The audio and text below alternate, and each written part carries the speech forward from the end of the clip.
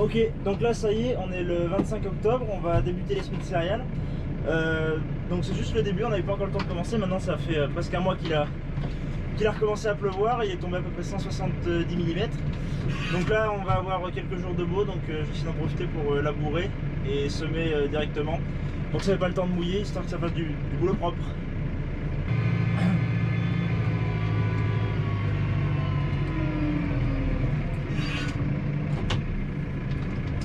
Ouais, donc là je viens de faire mon premier passage. Bon, forcément c'est pas droit, on n'a pas une parcelle de droite pour attaquer, sinon ça se saurait. Donc là du coup maintenant je vais le raligner, parce que j'aime pas labourer quand c'est en biais comme ça. Et on va voir ce que ça va donner quoi. Allez, c'est parti.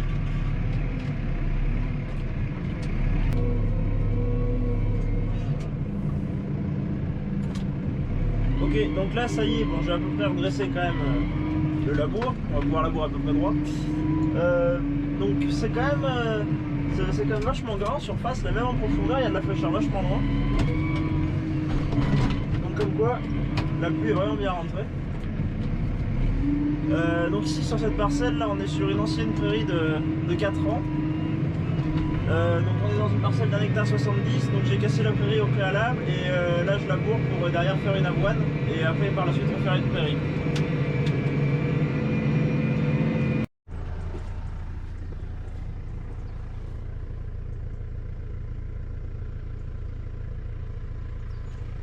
Donc ici dans cette parcelle on peut voir en fait que la terre est très hétérogène. Alors à des endroits on a une terre plutôt, on va avoir des limons normales. On va avoir des zones avec de la terre plus rouge, on va avoir des zones avec un peu d'argile, on va même avoir des zones avec du tuf.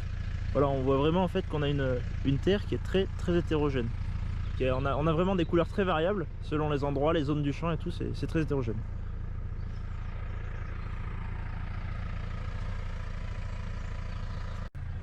Donc alors là du coup au préalable, sur cette parcelle j'ai passé un coup de rotavator pour casser la prairie. Donc on le voit là maintenant, ça fait juste des mottes, hein. Si on les pousse on voit dessous la terre. J'ai cassé la prairie parce que sur cette charrue les versoirs sont carrés au bout. Et vu que c'est une vieille prairie qui a 4 ans, des fois ça a tendance à faire des bandes quand on laboure sur du gazon comme ça. Et en fait ça laboure beaucoup moins bien. Du coup je l'ai cassé et bon ça va se décomposer un peu plus vite au fur et à mesure et tout. Mais du coup voilà, ça fait un meilleur labour par la suite, c'est surtout pour ça. Donc ici pour labourer cette année j'ai une charrue No 3 corps, donc une RN32 en 16 pouces, donc qui prend de large avec 16 pouces, un pouce de 54, 40 cm par corps, x 3, 120. Donc elle prend 1,20 m à peu près de large. Et devant toujours le Newland, le T6020 donc pour labourer. Et donc là on peut voir qu'il y a des vers de terre. En bagaille d'ailleurs.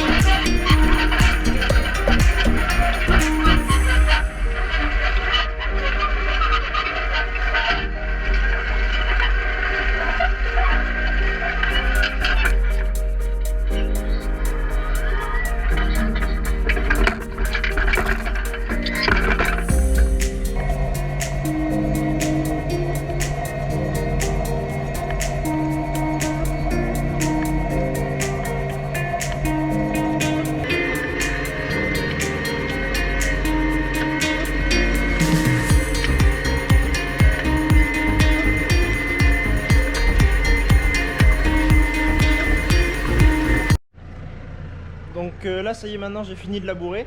Maintenant sur le labour je vais épandre de l'engrais. Donc je vais prendre le Fiat qui est là derrière, je vais lui dételer les pareuses, atteler les pendeurs à engrais et puis on va aller épandre de l'engrais.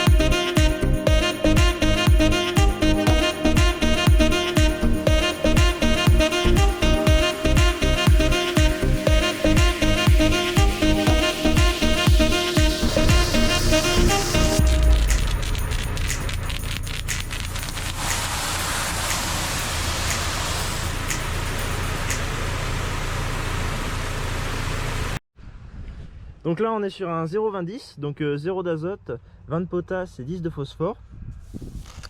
Donc c'est un engrais, enfin dit type binaire, donc un engrais de fond, que là je vais donc appliquer directement sur le labour. Donc ici je vais mettre seulement du PK, donc les engrais ça marche par NPK, donc N azote, P phosphore et K potasse. Ici donc en Guyane on a beaucoup de terrains où les pH sont très faibles. On est parti ici, on avait des pH 4,7, 5, donc on est vraiment très bas, sachant qu'un pH neutre c'est 7. Aujourd'hui on est remonté avec des apports de calcaire et tout ça sur plusieurs années. On arrive maintenant autour de 6,4, 6,5 par endroit. Donc maintenant qu'on a remonté le pH, on peut quand même se permettre d'apporter des engrais. Il faut savoir que si on apporte pas, enfin si on a un mauvais pH et qu'on apporte des engrais, on va en avoir plus de la moitié qui vont pas être assimilés et qui vont partir dans les eaux, et que voilà, ce sera de l'argent gaspillé. Donc il faut commencer tout d'abord voilà, par remonter les pH du sol, et après on peut commencer à travailler un peu plus dessus.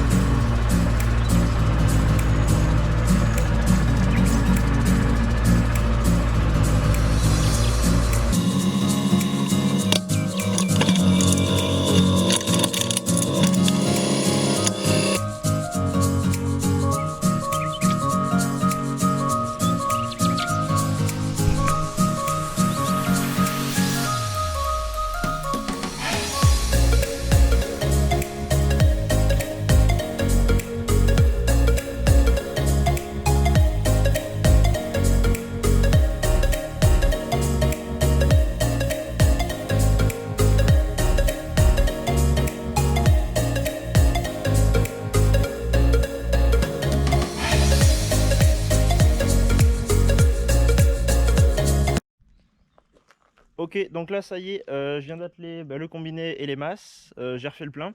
Donc on va être prêt à remplir le semoir. Donc alors là pour cette parcelle, donc on est sur de l'avoine noire, donc de l'avoine d'hiver, récolte 2019, triée et traitée. Donc voilà, prête à ressemer.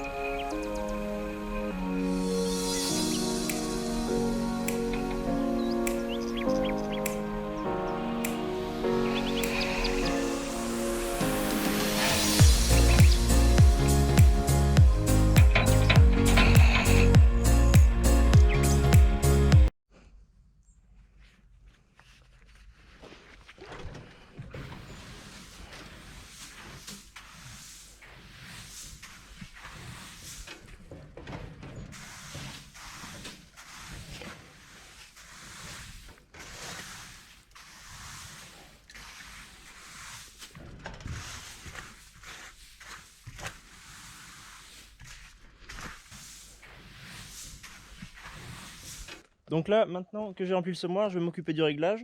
Donc ici, moi, je le semais à 120 kg hectare. Donc ce que je vais faire, ici, il y a les bacs qui sont accrochés.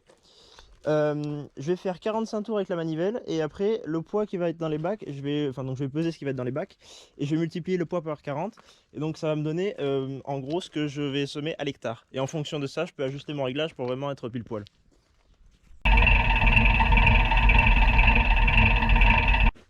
Donc là, sur ma balance, on voit qu'elle est un tout petit peu en dessous de 0, c'est parce que je l'ai taré avec le poids du seau à vide. Donc pour pas que le poids du seau compte dans mon calcul. Donc on va bien voir. Donc là, c'est impeccable. On est à 3 tout pile. Donc comme je vous ai dit, on multiplie par 40. Donc 3 x 4, 12. 120 kg hectare, c'est ce que je voulais semer. On est impeccable, on touche plus rien. C'est parti.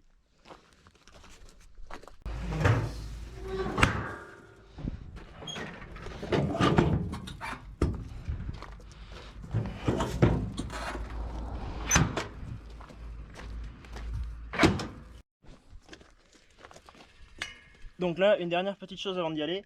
La dernière chose qu'a semé le semoir, c'était de la prairie. Donc pour la prairie, on n'a pas besoin d'enterrer les graines comme pour la céréale. Au contraire, s'il y a du trèfle, limite ce sera en surface, ça irait aussi. Donc là, les sabots, ils ont zéro résistance. Donc ce qu'on va faire, on va prendre la manivelle qui est ici. Elle est au milieu du semoir. Et ici, on va remettre un peu de résistance au sabot.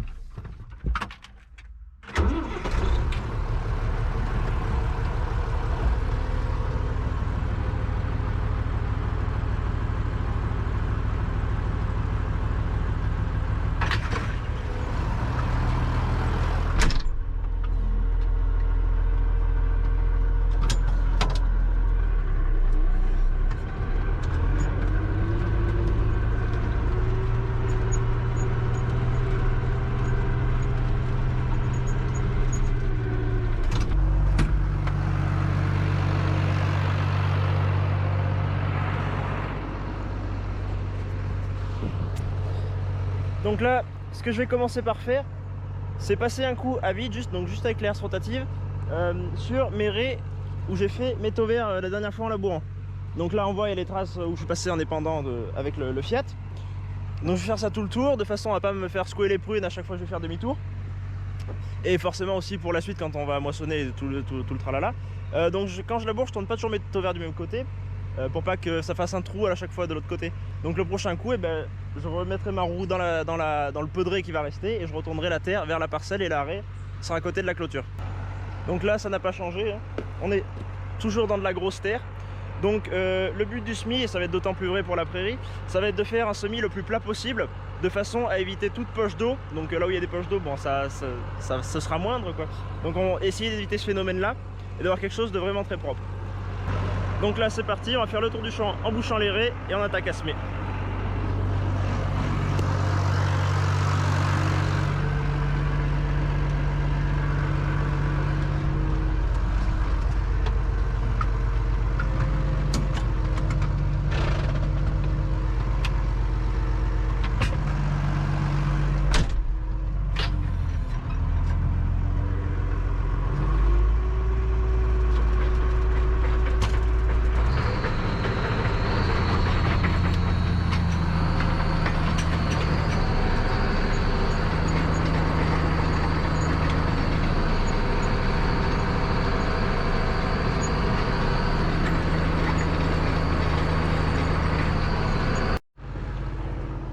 Bon alors là, forcément, il y a une descente qui s'est bouchée.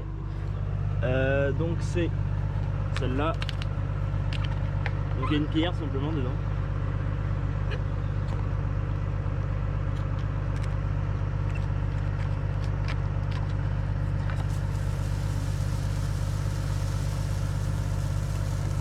Voilà. Donc quand il y a une descente qui se bouche, on le voit assez vite. Parce que le grain, voilà, il déborde là. Donc depuis la cabine, on peut le voir très facilement. Donc là pour l'instant au niveau du semis ça va pas trop mal, ça colle pas, la fraîcheur est pas encore tombée, c'était un peu menaçant au niveau du ciel, il pleut pas, donc voilà, on va essayer d'avancer tant que ça peut. Mais sinon ça va, ça fait du bon boulot, ça affine bien la terre, ça recouvre bien, il n'y a pas de graines apparentes, donc c'est pas mal.